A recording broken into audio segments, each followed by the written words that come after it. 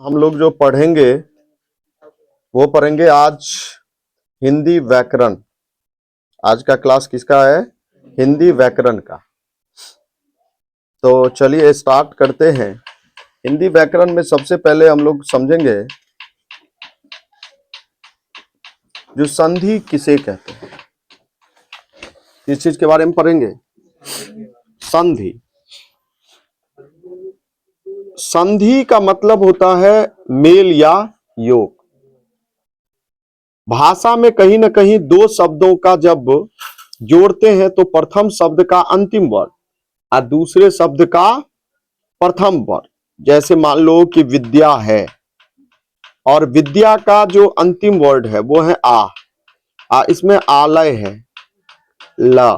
तो आ प्लस आ दोनों को जोड़ेंगे तो आ होगा, तो विद्यालय हो जाएगा। क्या बन जाएगा? विद्यालय। तो पहले वर्ड के अंतिम और दूसरे वर्ड का पहला दोनों के मिलकर के क्या बनेगा? विद्यालय। यानी उससे जो तीसरा वर्ड बनेगा इसी योग को हम संधि कहते हैं। जैसे देखो देव प्लस इंद्र है, तो देव में अ है और इंद्र में ई है, तो अ और हर्षी, अ और हर्षी दोनों मिलकर क्या बनेगा? दीर्घी ए क्या बनेगा? ए। तो देवेंद्र हो जाएगा। देव प्लस इंद्र देवेंद्र हो जाएगा। संधि एवं प्रकृति प्रत्यय योग। जैसे प्र प्लस हार प्रहार, इसमें अ है अ है तो आ हो जाएगा, अ प्रहार हो जाएगा। ठीक है, तो ये संधि है। अब संधि में दूगो संधि है। एक संधि है स्वर संधि और दूसरा है व्यंजन संधि। क्या है? स्वर और व्यंजन। तो स्वर हमें हिंदी में पता होना चाहिए। स्वर में कौन कौन सा वर्ड है? अ है, आ होता है, हर्षी होता है, दीर्घी, ये सब स्वर संधि है, मतलब स्वर वर्ड है। तो स्वर संधि में क्या होता है? जिस शब्द में दो स्वरों का, ठीक है, इंग्लिश में वोवेल जिसको कहते हैं, उन दोनों का संधि हो और उनसे जो विकार प्राप्त होता है वो विकार भी स्वर ही बनता होता है, उसे हम स्वर संधि कहते हैं। जैसे सुर प्लस ईश, सुर में अ है और दीर्घी ई है, दोनों जोड़ेंगे अ प्लस दीर्घ ई तो ए बनेगा। क्या बनेगा? ए। तो सुरेश हो जाएगा। यहां पे हमने देखा अ भी स्वर है और हर्षी भी स्वर है, तो स्वर संधि हुआ।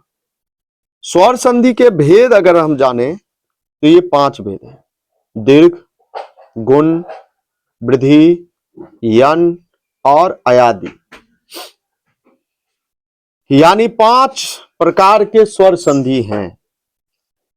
अब इसके कुछ हम लोग एग्जाम्पल समझेंगे कि दीर्घ संधि क्या होता है। तो दीर्घ संधि में क्या होता है? जहां स्वर या दीर्घ अ हर्षी ई उ, अ हर्षी ई और उ, ये हर्षु हो गया, या दीर्घ हो, इन दोनों के योग से हमेशा दीर्घ बनेगा। अब जैसे अ प्लस अ है तो हमेशा क्या होगा? दीर्घ इसका क्या होगा? आ। हर्षी ई और हर्षी ई है तो दीर्घ ई होगा। अ प्लस आ जो है वह हमेशा आ होगा। यानी हर्ष के साथ अगर दीर्घ का मिलन भी होता है तो दीर्घ ही बनेगा। हर्षी ई और दीर्घ ई दोनों जुड़ेगा तो हमेशा दीर्घ होगा। ठीक ना, याद रखना।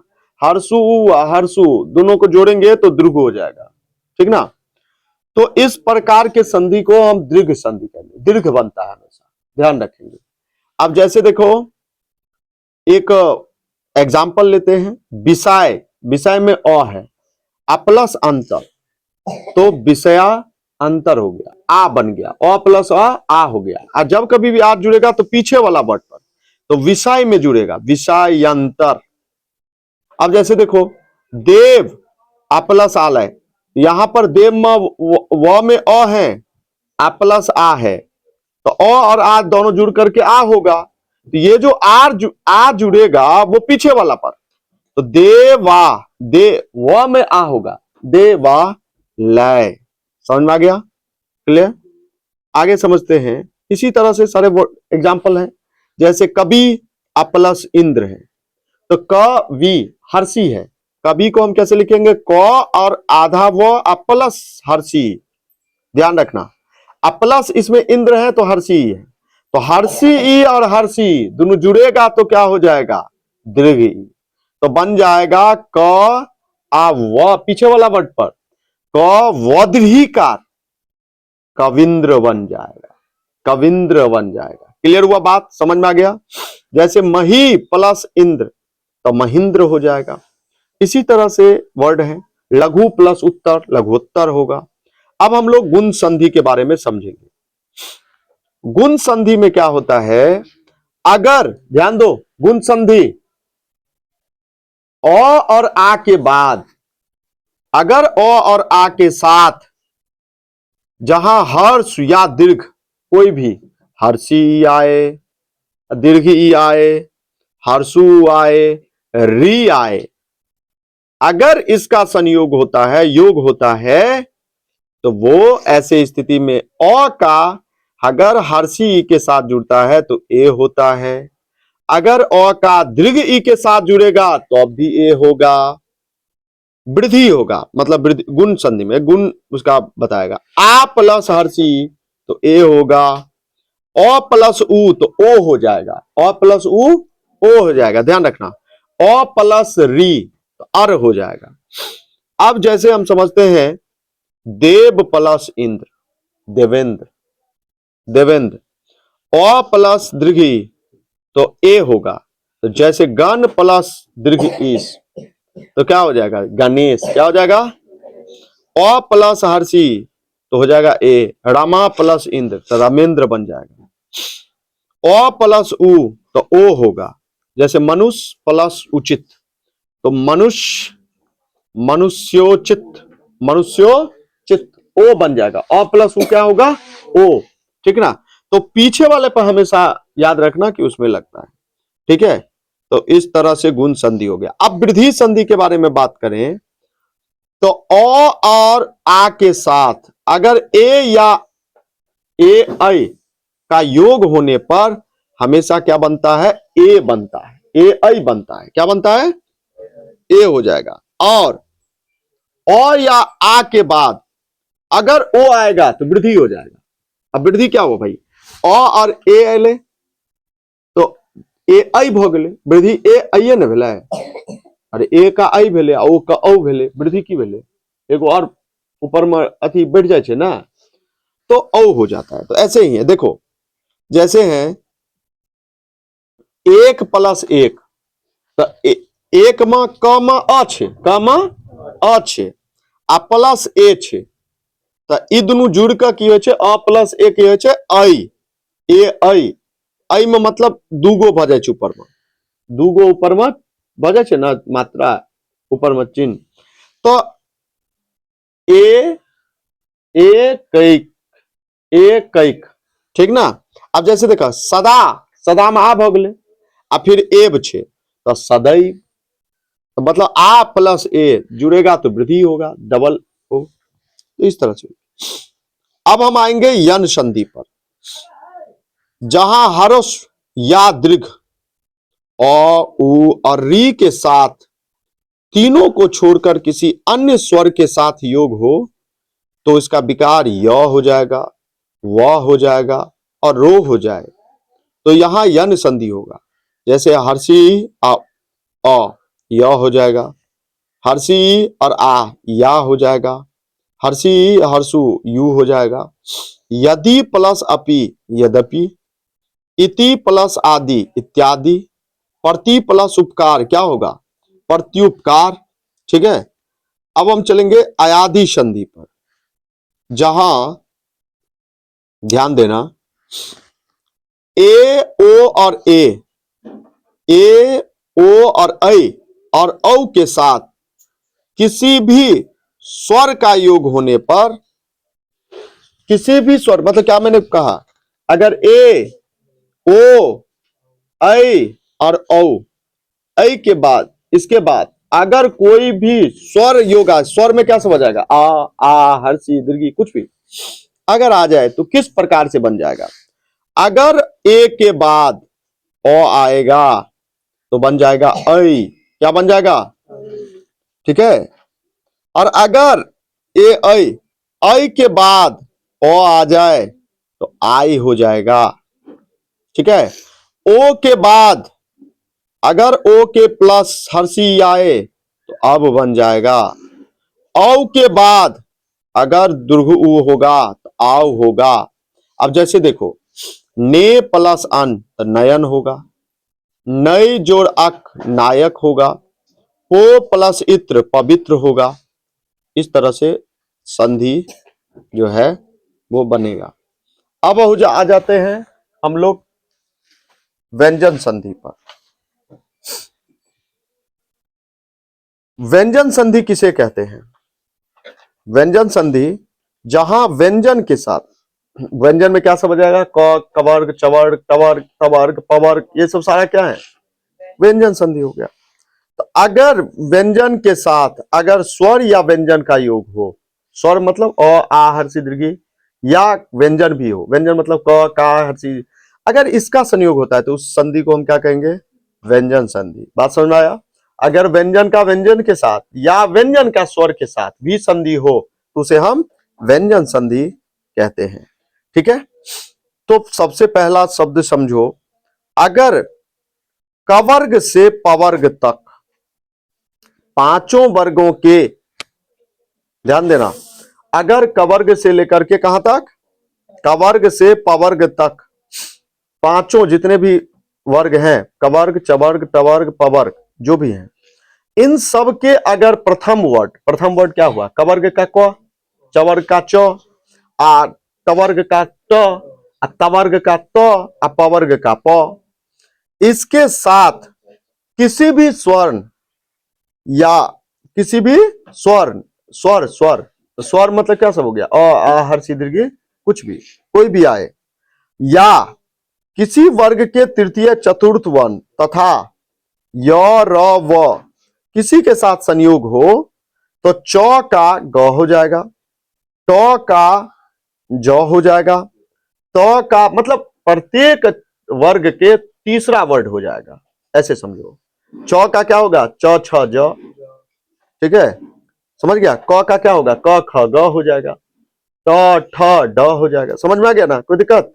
चलो जैसे देखो, अब दिक प्लस अंत है तो दिक में क पहला वर्ड हो गया कवर्ग में का, उसके बाद अ है अंत, दिक प्लस अंत क्या होगा, दिक प्लस अंत क्या होगा, बोलो क्या होगा, दिगंत, दिगंत, दिगंत होगा। क्यों? क्योंकि देखो क पहला वर्ड है कवर्ग का, अब प्लस अ तो दोनों जुड़ करके क्या होगा, ग, क्या बनेगा, ग, तो दिग आधा न तो संयुक्त अंत, दिगंत। समझ में आ गया? अब देखो अच प्लस अंता क्या बनेगा, च है पहला वर्ड है चवर का, अ है, दोनों जुड़ करके क्या होगा, च छ ज, क्या बनेगा, अजंता, क्या बन जाएगा, समझ में आया? चलो आगे बढ़ते हैं।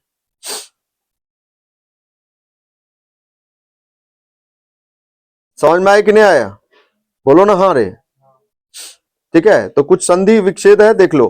अरुणोदय तो अरुण प्लस उदय, दिग्गज कैसे, दिक प्लस गज होगा, ठीक है। उद्घाटन उत प्लस घाटन होगा, नवोदय नव प्लस उदय होगा, एक एक प्लस एक होगा।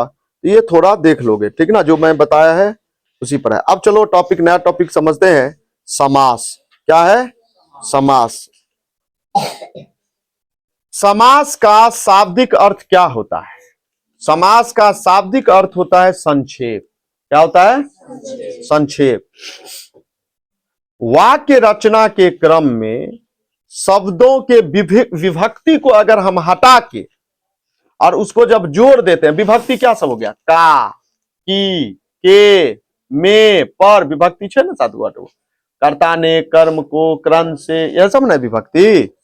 अगर इन सब को हटा के दो वर्डों में, सुनो, अगर हटा के फिर जोड़ दिया जाता है तो क्या बन जाएगा, समास बन जाता है, उसी को कहते हैं।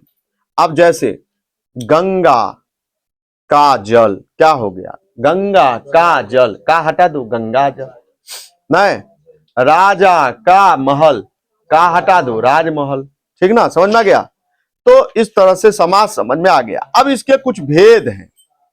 तत्पुरुष, कर्मधारय, अव्ययी, बहुब्रीहि, द्विगु, द्वंद, नग्न।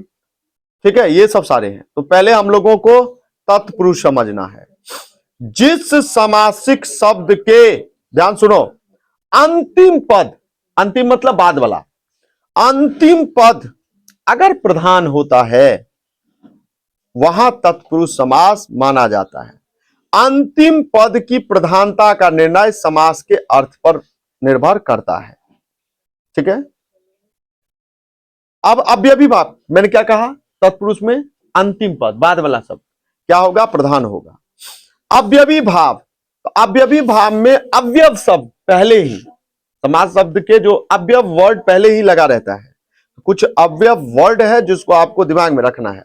बाद वाला अव्यव नहीं होगा, पहले वाला, जैसे अव्यय, ये सब अव्यव वर्ड है, तो वो लगा रहता है। तो उसको हम क्या कहेंगे भाई? क्या कहते हैं? अव्ययी समास कहते हैं। ठीक ना, ऐसे समास में जहां पे लगा हो। अब जैसे देखो, सुनो, यथाशक्ति, तो यथा वर्ड क्या है? अव्यय वर्ड। अवर्ड क्या है? असंभव। संभव वर्ड में अ लगा है, तो क्या हो गया? व्याय, व्याय में अप लगा है, तो क्या हो गया? वर्ड क्या है? अव्यव शब्द है, तो अव्यव समास हो गया। ठीक ना, दिमाग में रखेंगे, सीधे लिख देगा यथाशक्ति, तो यथा वर्ड क्या है? अव्यव, तो मार देना किस में? अव्ययी भाव समास। समझ में आ गया?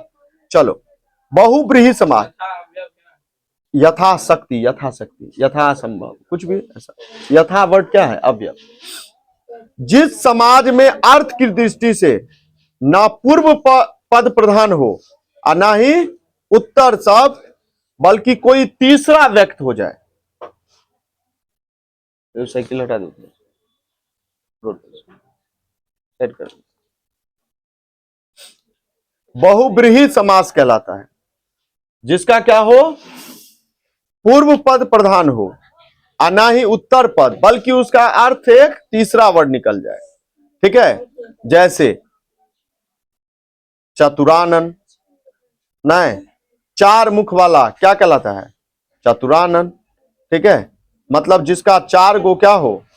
आनन हो, मुंडी हो, ब्रह्मा जी उसको कहते हैं। इसी प्रकार से पीताम्बर का विसर्ग, जिसका वस्त्र क्या हो? पीत कलर का हो, मतलब पीला हो। ठीक है, तो इस प्रकार से हम समझ जाएंगे। क्लियर हुआ? कोई दिक्कत नहीं ना? द्वंद्व समास किसे कहते हैं? द्वंद्व, जिस समासिक शब्द में सभी पद प्रधान होते हैं, जिसमें सभी सब प्रधान होते हैं, जैसे सीता राम, सीता और राम दोनों इंपॉर्टेंट। ठीक ना? हाँ, तो यहाँ पे क्या? पाप पुण्य, आगे पीछे, बातचीत, रुपया पैसा, ये सब वर्ड क्या है? द्वंद्व समास, दोनों जोड़ा वाला वर्ड। ठीक ना, याद रखना। कर्मधारय समास, ऐसा समास, ध्यान दो, तत्पुरुष के बारे में हमने क्या पढ़ा है? जिसका बाद वाला जो है वो क्या हो? प्रधान हो। तत्पुरुष में अगर कर्ता कारक की विभक्ति वाले पद नहीं होते हैं, तत्पुरुष में कर्ता, कर्ता ने, ये वाला वर्ड नहीं होता है। कर्मधार समास वहां होता है जहां उसके सभी पदों में कर्ता कारक विभक्ति की सत्ता होती है। जैसे राजीव नयन, यहां दो शब्द है, राजीव और नयन, दोनों में उपमा का भाव है। राजीव अर्थात कमल के समान नयन, अतः कर्मधार समास वाले पदों का विसर्ग होगा राजीव के समान है जो नयन। ठीक है, नेक्स्ट है द्विगु समास, जिसमें क्या होता है? संख्या का बोध हो। ध्यान रखना, जैसे संख्या, पंचामृत, चौराहा, नहीं, त्रिभुज, ये सब सारा क्या हो गया? त्रि मतलब तीन, जिसमें संख्या द्विगु हो गया। उसके बाद नग्न समास, जिस समास, नग्न मतलब नहीं के बराबर। ठीक ना? अब चलो आओ क्वेश्चन देखते हैं कुछ। अब बताओ, अठन्नी, आठ आने का समास कौन सा समास हो गया? अठन्नी आठ हुआ कहाँ हो गया? ठीक है, समझ में आ गया? द्विगु। अनजान, अनजान मतलब नहीं, जब ये हो गया नग्न समास। अनंत, अनंत नहीं है जिसका अंत, कौन सा हो गया? बहुब्रीहि समास। ठीक है, समझ में आ गया? अनेक मतलब न एक, मतलब एक नहीं, अनेक, तो क्या हो गया? नग्न समास। नहीं, और मतलब नहीं। अनभिज्ञ मतलब मतलब क्या हो? नहीं, तो जब ये हो गया अनभिज्ञ, नग्न हो गया, नहीं जिसमें ना का वर्ड आ जाए। ठीक है, तो इस तरह से हम लोग जो क्वेश्चन दे रहे हैं उसको देख लेंगे, कौन सा समास है चुन लेंगे। ठीक है, अब इतना हम पढ़ेंगे थोड़े, थोड़ा देख लेना तुम लोग, जितना हो सके उतना लिख सकते हो, इसको समझ सकते हो। तो इस तरह से समास के बारे में हम लोगों ने समझ लिया। अब देखो उपसर्ग और प्रत्यय।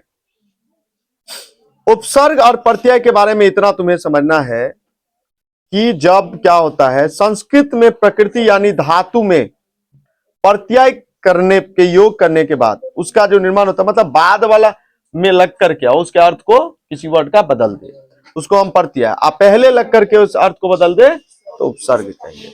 अब जैसे देखो, अधिक है और उसमें लगा है अतिशय, अत्यंत। ठीक है, अधिकार, अनु लगा है पीछे, अनुज मतलब हो जाएगा छोटा, पीछे। अपशब्द, शब्द में अप लगा है, अप मतलब होता है बुरा, क्या होता है? बुरा। ठीक है, अब मतलब होता है हीनता, तो इसमें देखो अनादर, वर्ड लगा है, ये क्या हो जाएगा? क्या हो जाएगा? उपसर्ग लगा है यहाँ पे। ठीक है, ध्यान रखना। अप, उप, आ, दुर, दुह, नि, नी, स, प्र, प्रा, प्रति, परी, ये सब वर्ड जो पीछे लगा रहता है, ये सारे वर्ड क्या है? उपसर्ग है। लेकिन बाद में जब लगे तो उसको हम क्या कहते हैं? प्रत्यय। क्या हो जाता है? प्रत्यय। ध्यान रखें। आप जैसे देखो,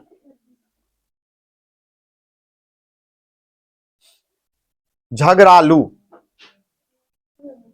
आलू, लास्ट का आलू, आलू मतलब झगड़ा, ईर्ष्या, नहीं, झगड़ालू यहां पे रहूंगा। आरी लगा हुआ है खिलाड़ी में, मान लो खिलाड़ी या खिलाड़ी, तो खिलाड़ी में क्या आरी लगा है, तो यहाँ पे क्या है? प्रत्यय लगा है। नहीं, ऊ डाकू, आकू, ऊ प्रत्यय लगा है। चटनी, नी लगा है, नी मतलब चाट, या ये होता है हंस कर। झूला, आ मतलब होता है झूल, प्रत्यय में, तो झूला हो गया। खेला, ठीक है, ये सब सारा समझ गया। और पढ़ोगे, वाक्य संशोधन कैसे करेंगे? सीता रोटी खाई, एक बार बताओ, रोटी, सुनो, सीता रोटी खाई, इसका ये सही है लिखा हुआ, रोटी खाई, सीता रोटी खाई, इसका शुद्ध कैसे करोगे? क्या करोगे? हाँ, इसको सही है कि गलत है? सही कर सकते हो क्या? गलत है तो सीता ने रोटी खाई, देख के बाजी गए, सीता ने रोटी खाई, क्या? अच्छा बता, तुलसीदास ने रामायण की रचना करी, सुन लगे। हाँ, क्या क्या लिखोगे? तुलसीदास ने रामचरितमानस की रचना की, बिल्कुल सही। ये पंक्तियां रचित दिनकर ब्याल विजय शीर्षक नामक कविता से ली गई है, क्या सही है? ये पंक्तियां सही है, गलती है? ली गई है, सही है। नेक्स्ट, निर अपराधी को दंड नहीं मिलनी चाहिए, निर अपराधी को, क्या सही है? निरअपराध, निरअपराध को दंड नहीं मिलना चाहिए। तो ऐसे ही तुमको इसका सही गलत करना है, इसमें देख लेना, एक बार पढ़ लेना। मुहावरे कुछ है, लोकोक्ति है, उसको देखो। श्री गणेश करना, श्री गणेश करना क्या? आरंभ करना। अक्ल का दुश्मन क्या? मूर्ख। अपना उल्लू सीधा करना, मतलब निकालना। अपने पैरों पर खड़े होना, स्वावलंबी होना। आकाश के तारे तोड़ना, अरे वाह।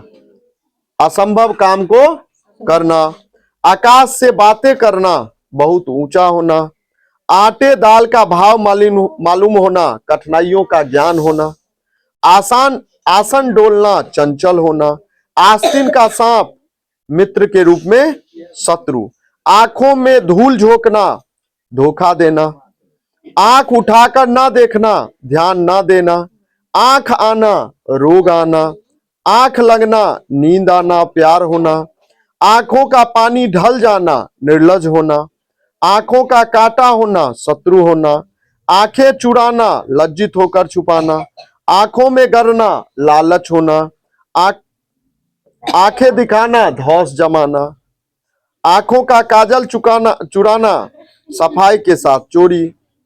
ये सब क्या है? सारे। अंगूठा दिखाना, धोखा देना, अंगूठा चूमना, खुशामद करना, उंगली उठाना, बदनाम करना, उंगलियों पर नाचना, काबू में रखना। ये सब सारे क्या है? मुहावरे हैं, जिसको एक बार पढ़ लेना है, नोट कर लेना है, कल देखेंगे सबका। ठीक है, नोट करके इसको जो पूछेंगे, कल नहीं परसों, कल है, खुला हुआ है। मुंह धो रखना, उम्मीद ना करना, मुंह बंद कर देना, चुप कर देना। ठीक है, सारे विपरार्थक शब्द। हाँ हाँ, खुला है। सन्यासी, विपरार्थक शब्द क्या होगा इसका? गृहस्थ। क्या होगा? सम्मान का अर्थ क्या होगा? उल्टा, अपमान। जटिल का क्या होगा उल्टा?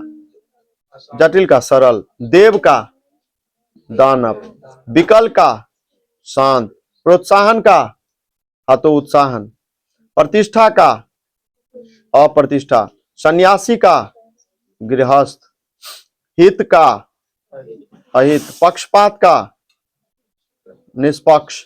ये कुछ जो है वो क्या है?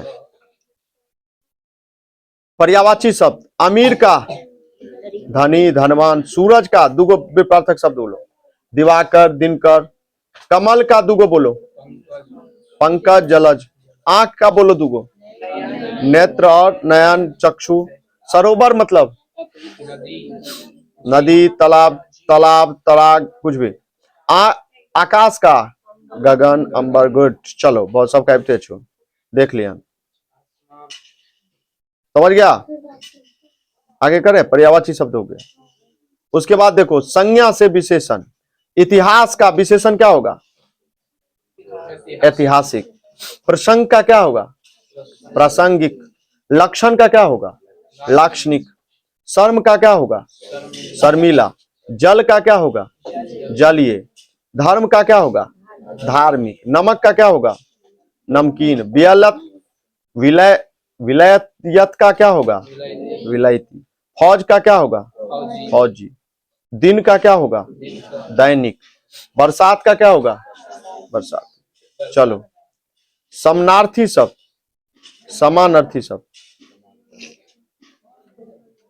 वाहन का भगिनी, धरती का वसुधा, हाथी का गज, गोंद का अंक, पंकज का कमल, ईश्वर का भगवान, कृष्ण का श्याम, धन का दौलत, पत्नी का भार्या, पुत्री का बेटी,